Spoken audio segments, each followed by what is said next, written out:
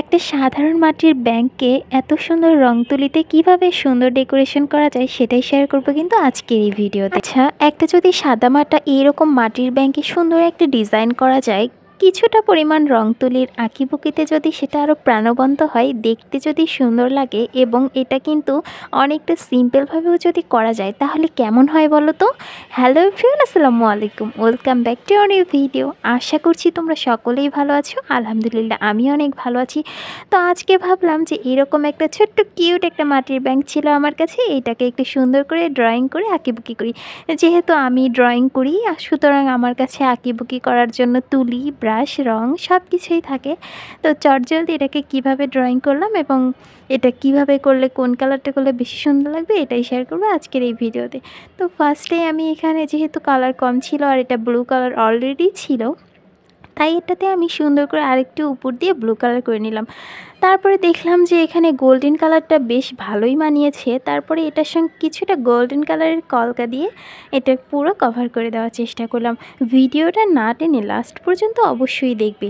ড্রয়িংটা কেমন হলো এটা একটা সুন্দর কমেন্ট করে জানাতে ভুলবেন। আর আমার কেন জানি ছোটোবেলা থেকে এই অভ্যাসটা ছিল যে মাটির ব্যাংকে খুচরা পয়সা জমানোর কিংবা নতুন নোট যেটাই পেতাম সেটাই মাটির ব্যাংকে রেখে দিতাম, এটা ভেঙে আমরা কিছু একটা করব। সেই তুলনায় ছোটোবেলা থেকে আমার ব্যাংকে টাকা ফেলানোর অভ্যেস ছিল। তো যাই হোক, এই ছোট্ট কিউট ব্যাংকটাকে আমি কত সুন্দর করে ডেকোরেশন করতেছি এটা কিন্তু তোমরা দেখতেই পাচ্ছ।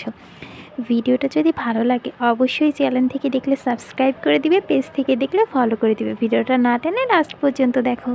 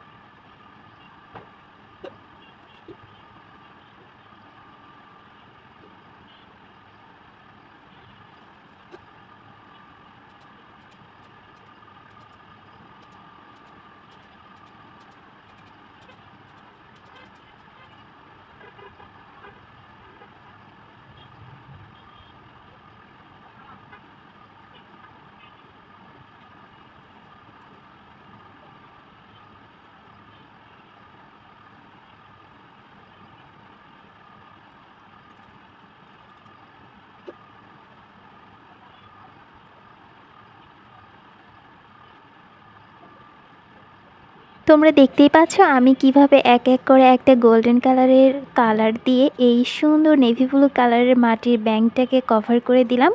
তো আশা করছি আজকের ফুল ভিডিওটা তোমাদের কাছে অনেক ভালো লেগেছে। দেখা হবে নেক্সট কোনো ভিডিওতে। সেই পর্যন্ত সবাই ভালো থাকবেন, সুস্থ থাকবেন। আসসালামু আলাইকুম।